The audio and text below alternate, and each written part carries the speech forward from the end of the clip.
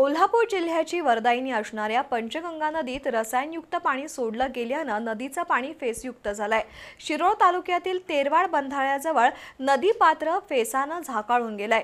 या रासायनिक पाण्याचा उग्र वास सुटलाय। नदी प्रदूषित करणाऱ्या संबंधित घटकांवर प्रदूषण नियंत्रण मंडळानं तात्काळ कारवाई करावी अशी मागणी होतीये। कोल्हापूरपासून ते तेरवाड बंधाऱ्यापर्यंत अनेक गावचं सांडपाणी आणि औद्योगिक वसाहतींचं रासायनिक पाणी पंचगंगा नदीत थेट सोडलं जात आहे। याबाबतचा आरोप पंचगंगा नदी बचाव संघटनांनी केलाय। पंचगंगा नदीचे तेरवाड बंधाऱ्यातून वाहत असलेलं पाणी फेसयुक्त बनलंय। बंधाऱ्याच्या अलीकडे जलपर्णीनं इचलकरंजीपर्यंत नदीपात्र व्यापलंय, तर बंधाऱ्याच्या पुढे वाहत असलेल्या पाण्याचा रंग पांढरा शुभ्र झालाय। सध्या पावसाळ्याचे दिवस असल्यानं नदीला पाणी वाढणार आहे, त्यामुळे त्याचा फायदा घेऊन रासायनिक पाणी मोठ्या प्रमाणात विना प्रक्रिया थेट नदीत सोडल्याचा आरोप शेतकरी आणि नागरिकांतून होतोय।